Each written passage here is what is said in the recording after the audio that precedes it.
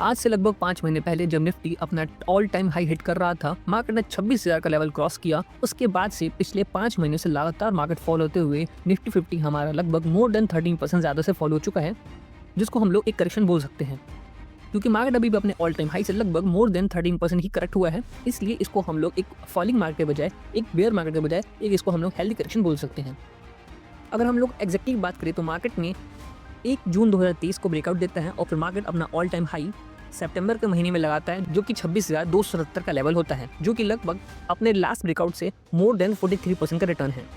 अब इतने अच्छे खास रिटर्न के बाद मार्केट रेंज बाउंड या वॉलेटाइल या थोड़ा करेक्ट जरूर होता है, जो कि एक अच्छे मार्केट का साइन है, क्योंकि मार्केट कंटिन्यूसली लगातार ऊपर तरफ नहीं बढ़ सकता। इसके लिए मार्केट या तो प्राइस करेक्शन शोकेस करता है या तो टाइम करेक्शन शोकेस करता है। प्राइस करेक्शन का मतलब ये है कि मार्केट जो है वो फॉल होता है, जैसे अभी कंटिन्यूसली हो रहा है। पिछले 5 महीने से लगभग मार्केट गिरता हुआ निफ्टी 50 की बात करें तो वो 13% को क्रॉस कर चुका है।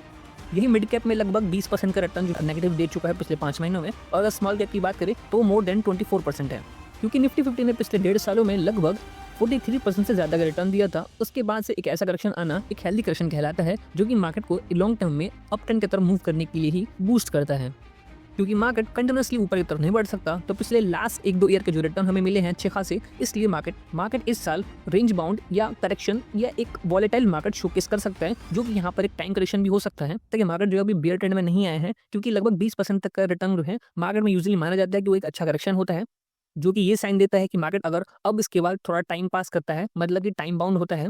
उसके बाद वो दोबारा से या तो ऊपर तक कंटिन्यू करेगा या तो वो फिर अब बेयर मार्केट की तरफ जा सकता है। अगर हम किसी भी कंट्री के स्टॉक मार्केट की बात करें तो हमारा जो इक्विटी मार्केट है उसके अंदर हमेशा यही साइकिल कंटिन्यू रहता है।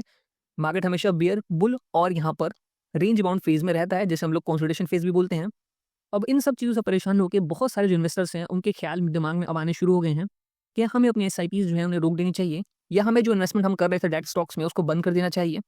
या फिर बहुत सारे के दिमाग में ये ख्याल आ रहा था कि वो बहुत टाइम से मार्केट को कंटिन्यूअसली ऊपर बढ़ते हुआ देख रहे थे, तो उनको लग रहा है यह बहुत अच्छी अपॉर्चुनिटी है कि मार्केट जो है अब करेक्ट हो रहा है। उन्होंने जो अपॉर्चुनिटी मिस कर दी थी पहले बाय करने की, अब उनके पास एक अच्छा समय आ गया है कि वो अब डीप में और मार्केट को बाय करें,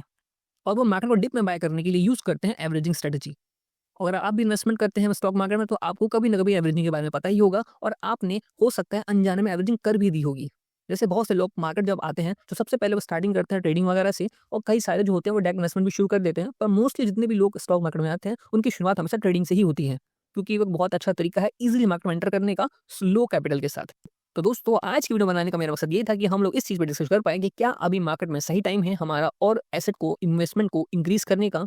या फिर अभी करेक्शन जो हो रहा है मार्केट में कंटिन्यूअसली, इसके लिए हमें अपनी इन्वेस्टमेंट को रोक देनी चाहिए। दोस्तों, अगर आपके मन में भी ऐसे डाउट्स आ रहे हैं तो इसका सिंपल आंसर ये है कि आप अपने आप को पहले चेक करिए कि आप जो इन्वेस्टमेंट कर रहे हैं वो आपका डायरेक्ट स्टॉक्स में इन्वेस्टमेंट हो रहा है, या फिर वो आपका एक इंडेक्स के अंदर एलोकेशन हो रहा है, यानी कि एक पोर्टफोलियो में इन्वेस्टमेंट हो रहा है। अगर आपका इन्वेस्टमेंट एक पोर्टफोलियो में हो रहा है, यानी कि आपके पास एक कलेक्शन ऑफ स्टॉक्स होगा, जैसे कि हम लोग इंडेक्स की बात करिए, अगर कोई म्यूचुअल फंड्स में इन्वेस्ट करता है तो वो इंडेक्स के थ्रू इन्वेस्टमेंट करता है, तो उसके पास एक डाइवर्सिफाइड पोर्टफोलियो होता है। तो ऐसे टाइम में ये आपके लिए बहुत ही बढ़िया टाइम होता है कि आपको कंटिन्यूअसली फॉलिंग मार्केट में जब भी कुछ करेक्शन देखने को मिले एक लिमिट के बाद, जैसे 5% क्रॉस कर दे मार्केट और करेक्ट हो गया, तो आप थोड़ा सा पैसे इन्वेस्टमेंट कर दें। फिर मोर देन थोड़ा और 5 या 7% करेक्ट हो गया तो आप थोड़ा और उसको बढ़ा दें। ऐसा कोई दोस्तों फिक्स थंब रूल नहीं है कि आपको हमेशा 5% या 7% के बाद इन्वेस्टमेंट को इंक्रीज करना है। ये डिपेंड करता है आपके पास कैपिटल कितना इन्वेस्टमेंट करने के लिए। अगर आपके पास कैपिटल इन्वेस्टमेंट करने के लिए काफ़ी ज़्यादा है तो आप थोड़ा कम करेक्शन के साथ ही धीरे-धीरे इन्वेस्टमेंट को शुरू कर सकते हैं। पर मान लीजिए आपके पास कैपिटल कम है तो आप थोड़ा वेट कर सकते हैं कि हाँ 7% या 10% होगा तो मैं थोड़ा करूँगा,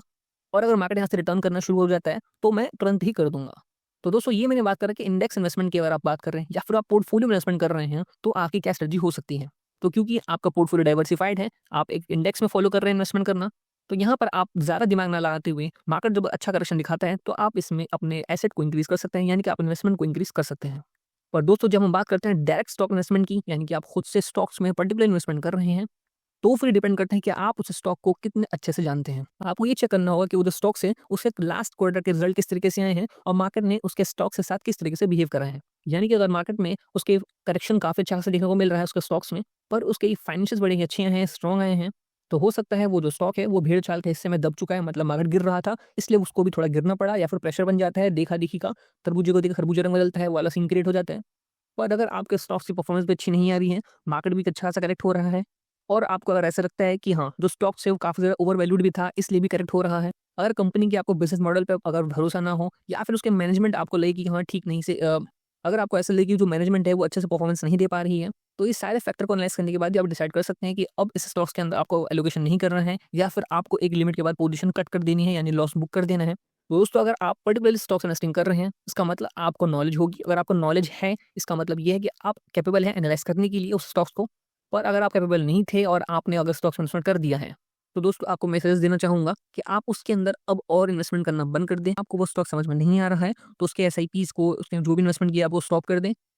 और अगर आपको ऐसा लगे कि हाँ, मुझे इस स्टॉक को अब बुक कर लेना चाहिए, यानी उसके अंदर लॉस को बुक कर लेना चाहिए, तो आप वो भी कर सकते हैं, जिससे आपके पास कुछ पैसे आ पाए, जिससे आप करंटली आप अच्छे स्टॉक्स में इन्वेस्टमेंट कर सकते हैं। अब दोस्तों, एवरेजिंग वगैरह कैसे की जाती है, एवरेजिंग कैसे होती है, किस तरह से किया जाता है, क्यों करना होता है, कैसे बेनिफिट मिलता है, इस तरह का कैलकुलेशन किस तरीके से होती है, तो मैंने शॉर्ट वीडियो बना रखी है। मैं आपको यहाँ पे आई बटन पे लिंक आ रहा होगा और डिस्क्रिप्शन में भी लिंक अवेलेबल है। इस पे आप क्लिक करके आराम से जाके समझ सकते हैं और सीख सकते हैं कि आखिर जो हमारा एवरेजिंग है, उसका मैकेनिज्म किस तरीके से काम करता है और ये किस तरीके से आपको जल्दी प्रॉफिट में आने की जो पॉसिबिलिटी है उसको इंक्रीज़ करता है एज़ कम्पेयर टू वो लोग जो एवरेजिंग नहीं कर रहे हैं। तो उम्मीद है दोस्तों, आपको कुछ ना कुछ इस वीडियो से सीखने को मिला होगा। अगर आपको कुछ बेनिफिट हुआ हो तो आप अपने दोस्तों के साथ भी शेयर कर सकते हैं और अगर आपको कोई डाउट हो तो आप कमेंट बॉक्स में भी लिख सकते हैं। मैं उसके ऊपर एक वीडियो बनाने की कोशिश ज़रूर करूँगा। तो दोस्तों, आज के वीडियो में इतना ही। मिलते हैं एक नई वीडियो के साथ। जय हिंद।